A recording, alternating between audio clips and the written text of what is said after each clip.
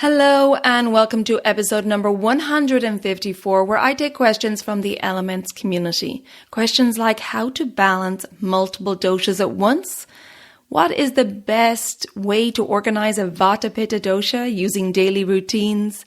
We talk about supplements and the gunas or qualities and how they affect our body and mind. So please stay tuned.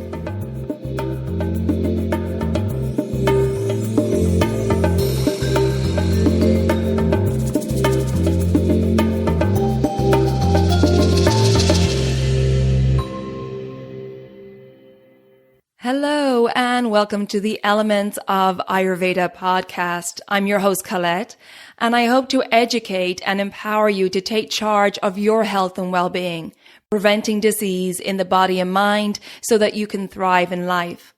I will be sharing the holistic teachings of Ayurveda, the ancient healing tradition from India. I will also discuss topics like yoga, which is the sister science of Ayurveda, health and wellness, nutrition, fitness, and mindfulness practices, as well as interviewing lots of inspiring people along the way. My humble wish is to help you to connect to your true nature, to Mother Nature, and to help you to connect to each other. If you're new to Ayurveda, I recommend that you start by listening to the first couple of episodes where I do an introduction to Ayurveda and the mind-body types. Now, if you like the content, please subscribe to the show so the new episodes will automatically download for you to enjoy. I've also set up a Facebook group for us to connect and to support each other, and I'd love for you to join me over at the Elements of Ayurveda podcast group. And now, here's the show. This episode is sponsored by Banyan Botanicals.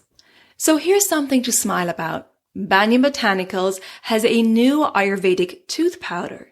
It uses ingredients like activated charcoal and miswak, which is a herb also known as the toothbrush tree.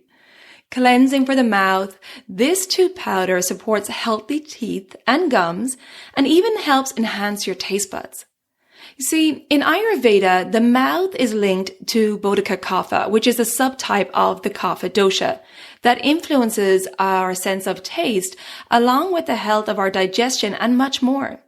So when you choose Ayurvedic practices like oil pulling, tongue cleaning, and brushing with herbal tooth powder, you're supporting your overall health. With over 11,000 five-star reviews on Amazon, Banyan is your resource for organic, fairly traded, sustainably sourced Ayurvedic products.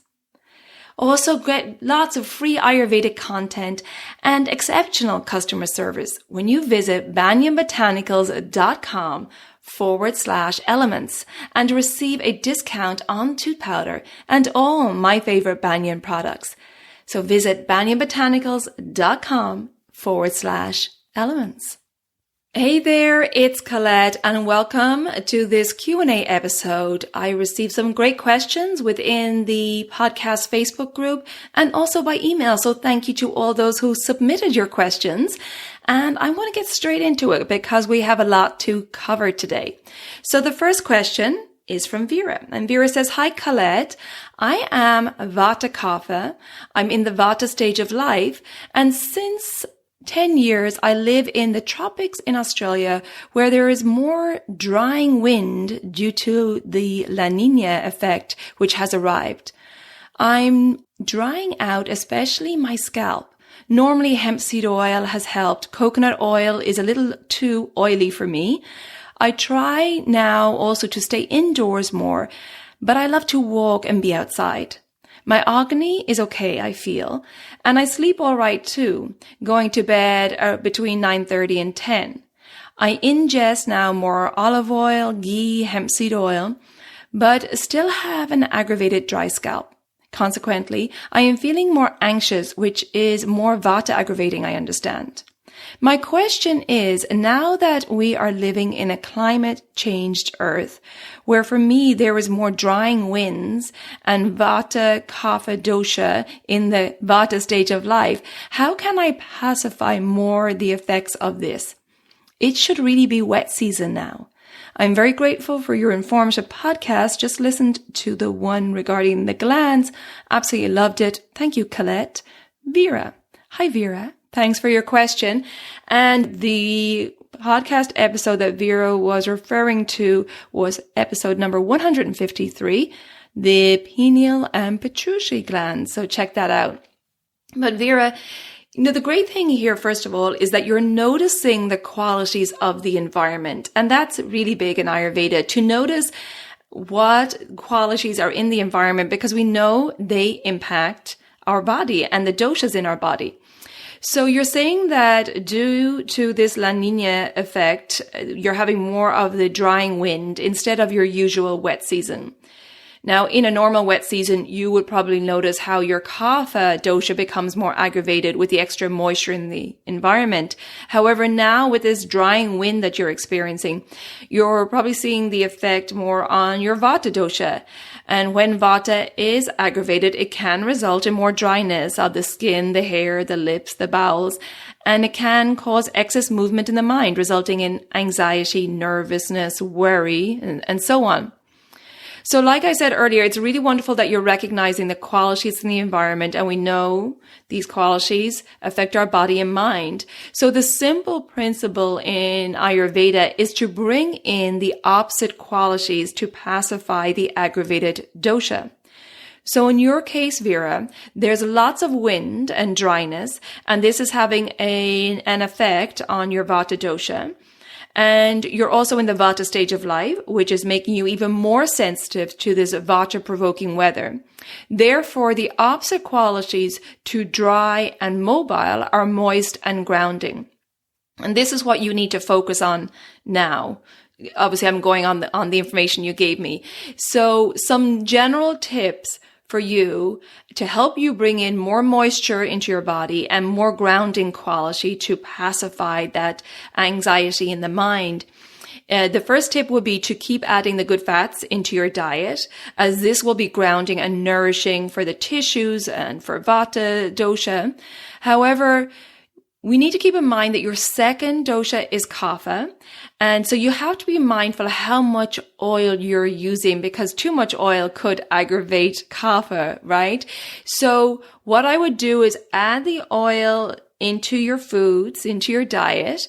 But if you're feeling any of the heaviness, or if you happen to get, more of that wet weather that you're normally have at this time of the year, then you would need to modify the amount of oil that you're using in your diet. So oil is pacifying for your vata. So when you're feeling the dryness and the anxiety, it's great to use that, but have awareness around if you have more kapha elements in the air, if there's more rain, if you're feeling more heaviness in your body, then you would need to modify that. Okay. So always keeping in mind our other doshas.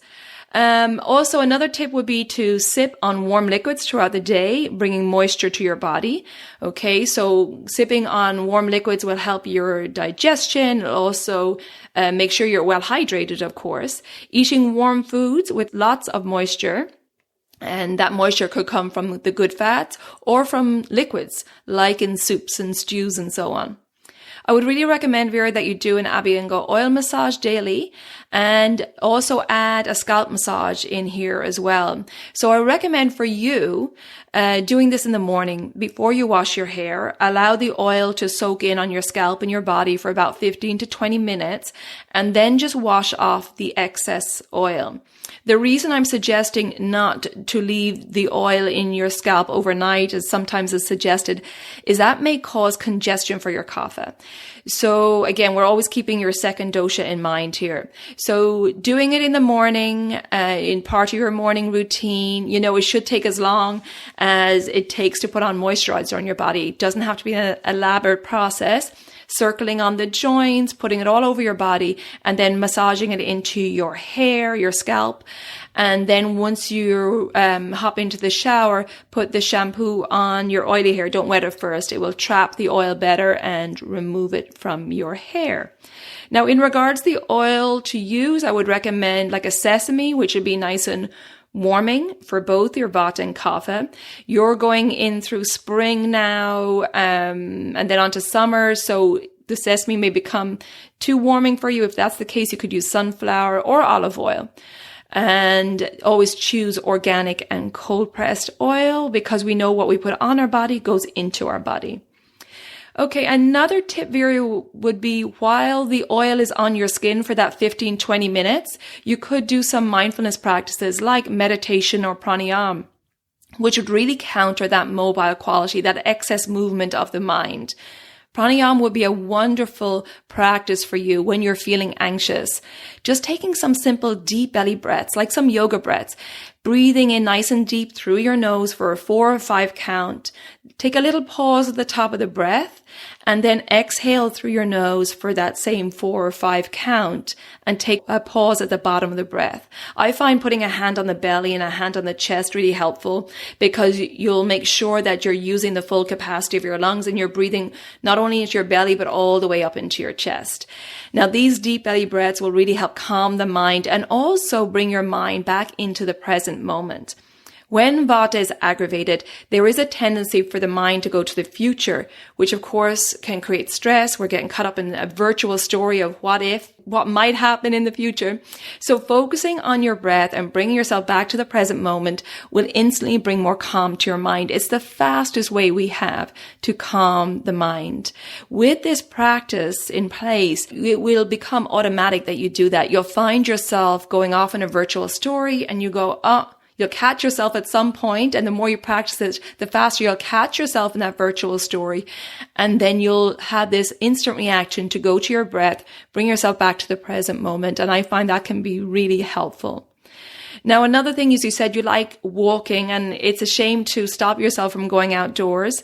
The way you can protect yourself when you go outdoors with this high Vata constitution you have and Vata aggravation is that you wear a scarf around your neck, you wear a hat to cover your ears, and you protect yourself from the elements. So just really layering up, and the hat covering your ears and the scarf, really important for Vata. So Vera, I hope these tips help.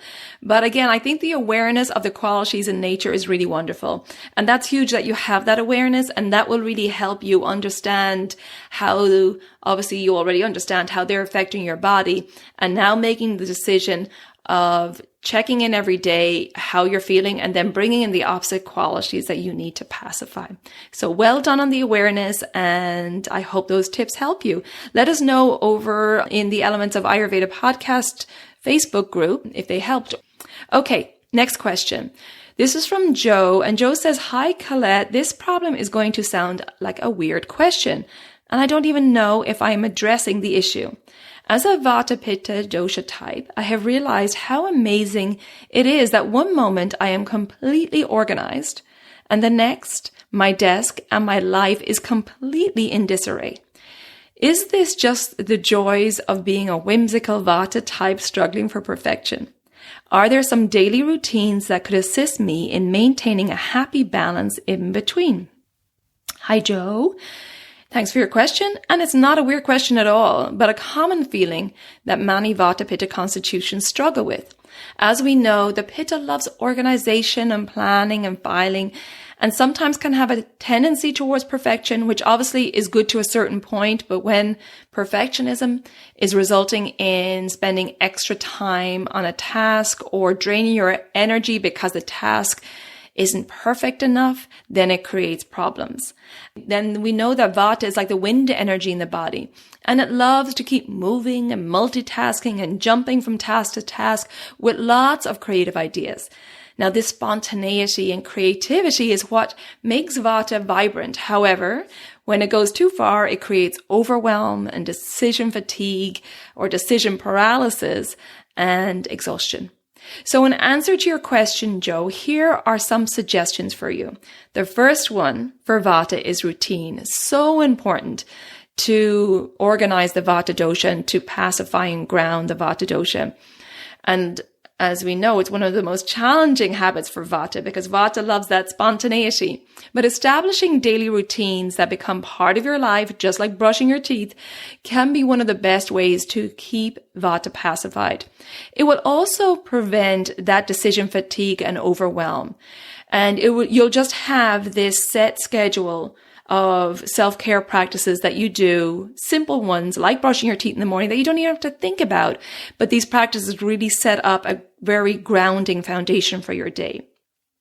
And these are habits like, keeping your sleeping times, your waking times, your meal times the same, and other self-care practices too. Now, in the case of your work, I would suggest that you make a to-do list at the end of each day. So instead of these thoughts going around and around your head of, I have to do this, I have to do that, and it's on this constant loop in your head because you're constantly trying to remind yourself so you don't forget, I would write them down, whether it's in the notes in your phone or literally on a piece of paper. Write them down and then leave them there for the next day. And once they're on paper or in your phone that you don't have to think about it. You don't have to keep that list going around and around in your head.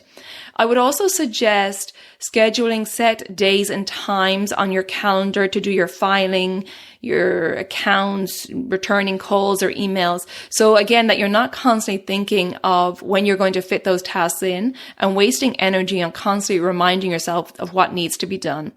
So I think that's important. Again, that's all parts of routines for Vata, writing things down, scheduling things in so they're set in place. Another tip would be, this is in the case of Pitta, less intensity is key for Pitta. So once you have your routine in place, which we know is important for your Vata, make sure that you're allowing time for Vata to play. And for Pitta to be pacified. So getting outside at lunchtime or at the end of your day, making sure that you're not overworking and exhausting both Pitta and Vata. Allowing some of that whimsical Vata time to be creative in your day. So whether it's doing a creative activity indoors with the kids or out in nature, it's really important to have that fun. So you're keeping both of your doshas happy. Because all work and no play makes a Vata dosha very unhappy. So it's about getting the right balance for yourself. Pacifying Pitta, knowing that you're organized and pacifying Vata through that organization as well, but then allowing some playtime, which is good for Pitta because it takes out that intensity, and obviously Vata gets to play a little. So in summary, Joe, I recommend making a weekly schedule with self-care being a priority. That is your sleep times, your meal planning, exercise, downtime or creative time, and then blocking time in your work day for organizing your work. So at the end of each day, you have a realistic to-do list for the next day. And I say realistic that you don't overwhelm yourself with tasks, right? Which we all can tend to do. We all think we can do more in a day than normally possible. So realistic to-do list. And then at the end of each week, have, something in place, scheduled. Maybe on a Friday, you do admin. And that's when you do your filing. You get back to any calls or emails that you didn't return during the week. And then you write down your to-do list, and then you shut the office door at the end of your week and you let go of work for a couple of days and you go and have playtime and have some nourishing time to restore yourself, and then be ready to go back into work on Monday so that you're not overworking, that Pitta doesn't take over and draining both your Pitta and Vata.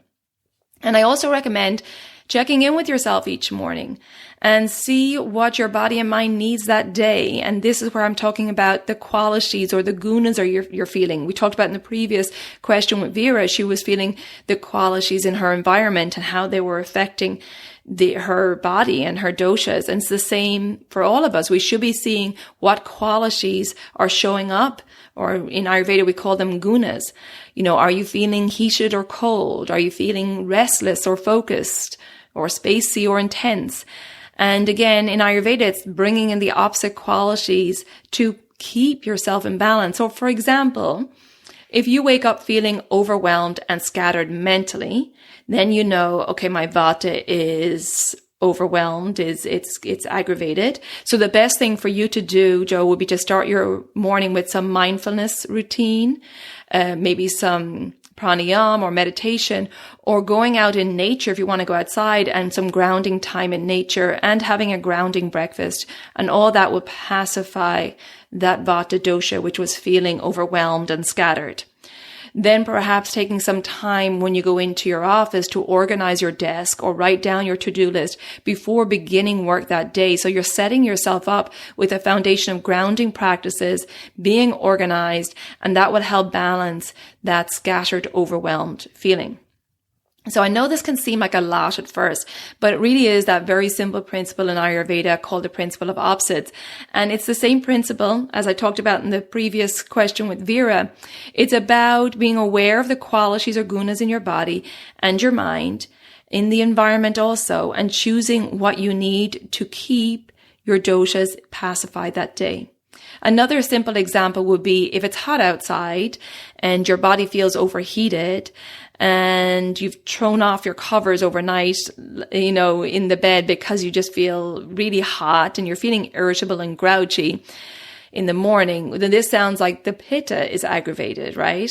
So therefore we need to bring in the opposite qualities to that hot and sharp or irritable feeling. So maybe we'll start the day with a mint tea, which is cooling, instead of a coffee, and a calming meditation, and maybe do some Shitali cooling breath, which is more cooling to the body and pacifying to pitta, and definitely spending some time in nature to calm the body and mind instead of doing a really intense workout and competitive workout, which could aggravate pitta more.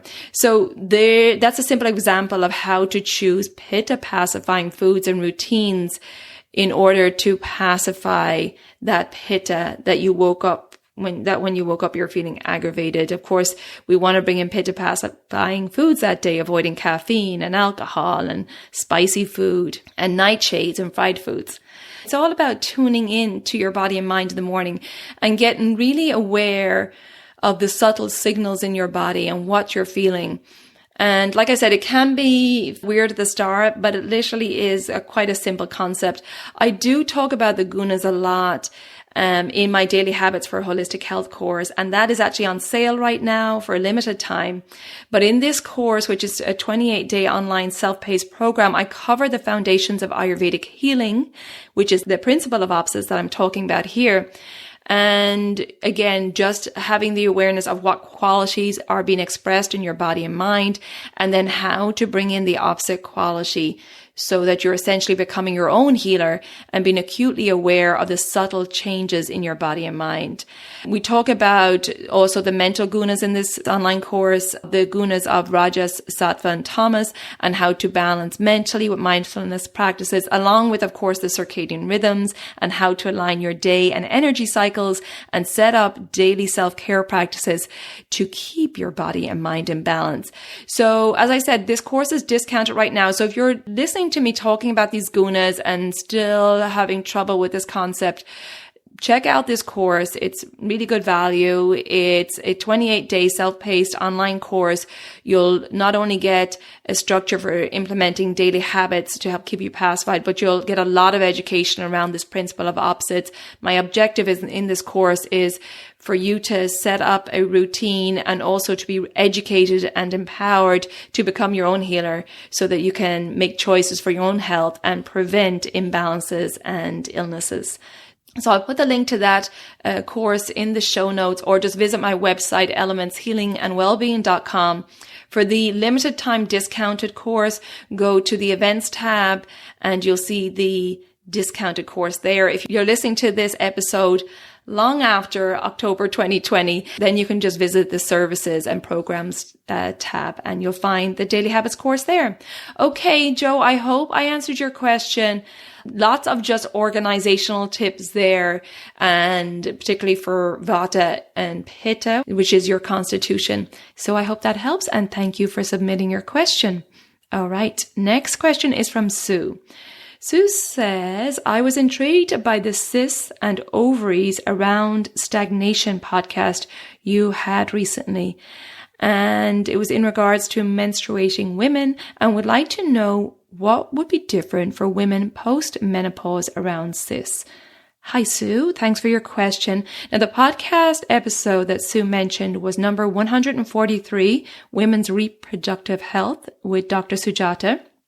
And we went in depth on ovarian cysts. Now, Ayurveda tells us that ovarian cysts, which are fluid-filled sacs on the ovaries, normally form due to an imbalance of the kapha and or vata doshas, along with a build-up of toxins or ama in the body, which obstructs the channels. So It is common for women who are having regular periods to develop ovarian cysts, and most of the time they're usually harmless and go away on their own.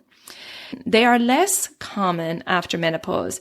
So women who have reached menopause and have an ovarian cyst are advised to seek professional care, as they may not go away on their own. So we need to get professional care on that. But Sue, in relation to your question, what would be the difference for women post-menopause? Would be that obviously there's more of an influence of the Vata dosha in this wisdom stage of life. And of course, it depends on the individual's unique constitution and if there's a current imbalance, right? In Ayurveda, we understand that everyone's unique constitution. And then, there's so many factors that come into play in regards what's going on with the person in their Vikriti or their current imbalance. But Ayurveda does teach us that there are three main causes of disease. The first one is improper use of our senses. The second one is transgression of wisdom, and basically going against what we know is the right thing to do. And the third one, which is in relation to your question, Sue, is the effect of time. So our age, the season we're in that whether it's spring or autumn, and the stage of life we're in, these have a big effect on our mind and our body. So as you can see, Sue, from this third main cause of disease, our age and the stage of life we're in has a big effect. And we know that post-menopause is that wisdom stage of life. There's more of a Vata influence.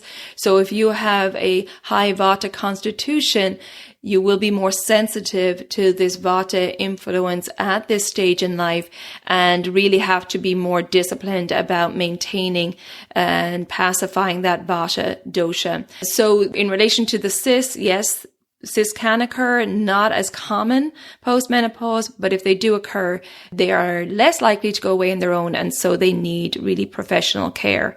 And I hope that answers your question, Sue. So all in all, the stage of life we're in, our age, the environment, all that has a big effect on our body.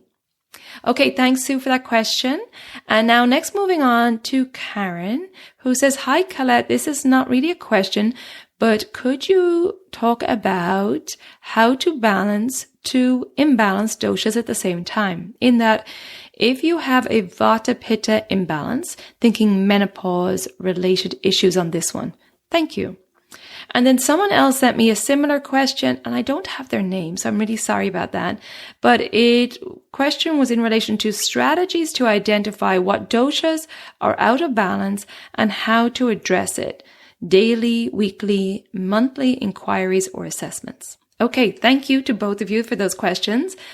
And in relation to Karen's question, yes, it's often the case that there may be more than one dosha imbalanced, and an aggravated Vata dosha, which is responsible for movement of Pitta and Kapha in the body, can push either or both of these doshas out of balance also.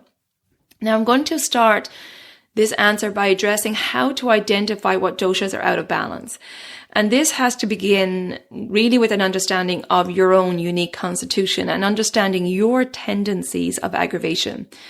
For example, in my online consults with clients, I spend an hour chatting to them about their tendencies throughout their life and their current day condition. I determine their birth constitution and then if they have a current imbalance or Vikriti. So I will then educate them on what their tendencies are when one or more of their doshas go out of balance. And it's really unique to each individual. So, for example, someone with a Pitta aggravation may have some subtle signals that happen to show that Pitta imbalance before it really becomes a big problem. So, for example, a subtle signal that Pitta is not happy could be having bloodshot eyes or having a burning sensation in your shoulders. Or a Vata person may have a subtle signal of Vata aggravation with dryness in the mouth. Or a subtle signal for a Kapha aggravation may be excess saliva in the mouth or phlegm in the throat. Now, I picked these examples because they're not your typical signs of aggravation that we hear about for each dosha, but these are subtle signals that once we have awareness of these subtle signals in our own body, we can work on pacifying these subtle aggravations before they become more serious. So that's why it's really good to know your unique tendencies, your unique signs of subtle aggravation. For example, I think I shared this before. I know for me, if my pitta is imbalanced, I get a little red mark at the side of my eye.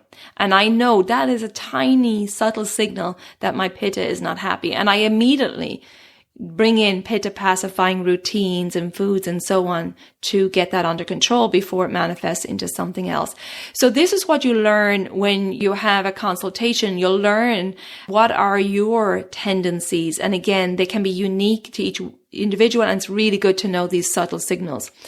So in relation now to the question of daily, weekly, monthly inquiries and assessments, well, a daily check-in every morning with how am I feeling? What qualities do I feel in my body and mind? What do I need to bring in today in regards food, self-care, mindfulness, exercises to keep me in balance physically and mentally? Another check-in could be, what did my bowel movement tell me this morning? Was it dry and hard to eliminate? Was it loose? Was it well-formed? Or was it non-existent? This is a feedback we get daily. For a monthly check-in, particularly obviously for women, would be your menstrual cycle. What was it telling you? Did it arrive with no PMS or no discomfort? Is it scanty? Is it heavy with clots? Do I have sharp pains or dull pains or migrating pains down my thighs? All these can give you information about what's happening with your doshas. So these are check-ins we should be doing daily. And once again, we have the education around our tendencies. We'll then be confident to bring in the qualities we need to pacify the doshas. So Karen, you asked about a Vata Pitta imbalance around menopause. Now, if there's a Vata imbalance, it can be really helpful to bring in the routines. I talked about that earlier, as Vata is pacified by regularity in sleeping, in eating, and mindfulness. If there's a lot of Vata irregularity in the digestion, then warm, easy digestible foods with digestive spices like fresh ginger or black pepper or fennel are the best, because these will really be easy on an irregular Vata aggravated digestion. And we also want lots of good fats to ground and satiate Vata. If there's a Pitta aggravation, especially as you mentioned around menopause, when there can be an accumulation of heat at the end of the Pitta stage of life, then you need to look at removing or limiting Pitta aggravating foods and drinks in your diet and bringing in a pacifying Pitta diet and lifestyle. So I would recommend professional guidance. I do think it's good to invest in professional guidance to really understand your birth constitution and then really understand your signs of, or your tendencies of aggravation. And it just takes the guesswork of trying to determine what's out of balance and how to pacify the aggravated doshas. And you'll be more confident that you're not creating more aggravation by bringing in the wrong self-care practices or the wrong foods and so on. And another thing I wanted to mention here, Karen, is check out episode number 85, where I talked a lot about menopause, and that will be very helpful to you as well. So Karen, thank you for your question. I hope that information helped. Okay, another question here from Indre. I hope I'm saying your name right. Hi, thank you so much for sharing this timeless knowledge. I started listening to your podcast a few weeks ago, and it's so well structured and easily understood. Thank you.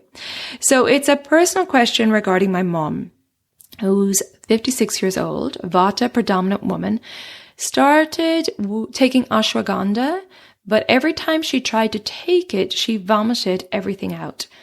She took it alone with milk or ghee, and it was always being rejected. For a couple of weeks, she experimented, but it just doesn't go through, having some issues with stomach due to stress. When the body rejects a product like this, what could it possibly mean? Thank you. Well, thank you, Indra, for your question. And just to explain to people who are not familiar with ashwagandha, although I think it's very popular now, it is sometimes called Indian ginseng, and it's used often to reduce stress, enhance energy, stamina, and promote better sleep.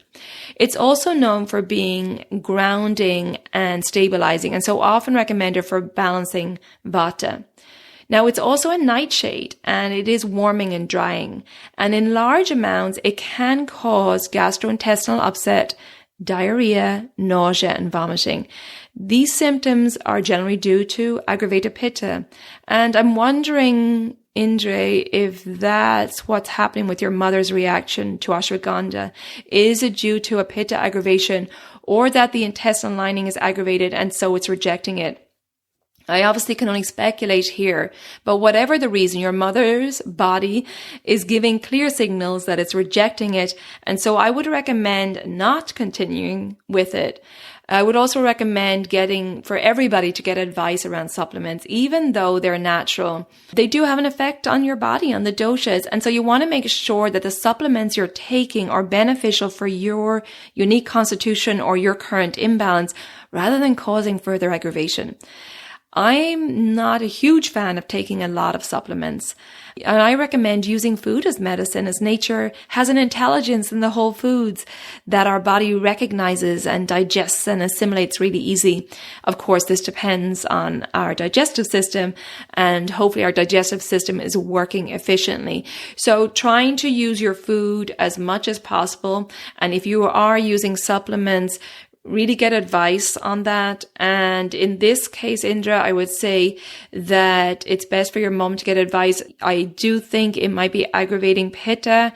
Sounds like it, because she's having the nausea and vomiting. So I would not take it. The body is rejecting it. And I would seek out alternatives or see what's going on with the doshas. So again, just there we mentioned the digestive system. And actually, we just finished our group Digestive Reset Cleanse, had some great results as always. And it's so good to see these aha moments that come up during the cleanse. And people have aha moments around their individual doshas and their constitution. And one of the biggest aha moments that everyone seems to have is understanding the signs of true hunger and understanding how much food the body really needs to feel satisfied.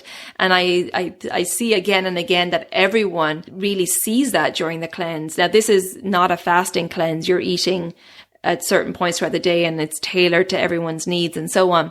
But during the cleanse, the feedback has been that I feel like I'm not eating as much as I used to. I'm not emotional eating or overeating. My cravings have gone and I feel calm and focused. That's something that I found from repeated cleansing, is understanding how much you need to eat and being satisfied with a certain quantity, which in Ayurveda, they recommend what can fit in your two hands cupped together. So essentially a bowl of food, and understanding the true signs of hunger, because it's amazing how many of us don't actually understand that because we have so much food available. So that just came to my mind as we're talking about the digestive system. But if you're interested in doing a cleanse and you miss the group one, I do offer them privately throughout the year. The great thing about doing it privately is you obviously get to choose your own dates. So I'll put a link to that in the show notes.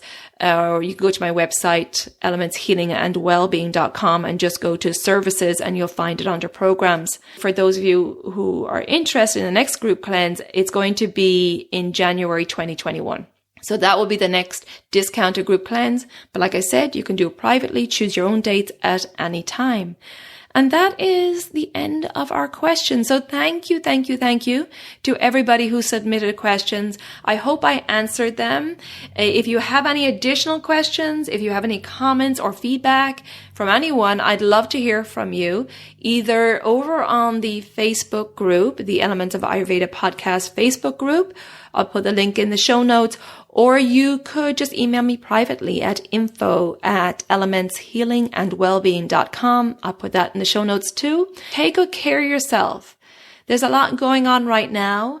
Really focus on pacifying your doshas right now and having some really good routines in place to keep you grounded during these unusual times, because we're going through the change of seasons.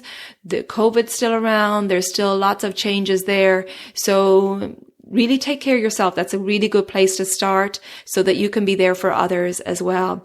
And thank you for your support. Thank you for tuning in. If you think that this episode may be helpful to family or friends, please share it with them, because we want to get this wisdom of Ayurveda out there. Really feel it can help us. If you'd like to support the podcast, you can do so over on the Elements Patreon page. I'll put that link in the show notes. And until next time, take good care of yourself, be well, and slán go fóill. Bye for now.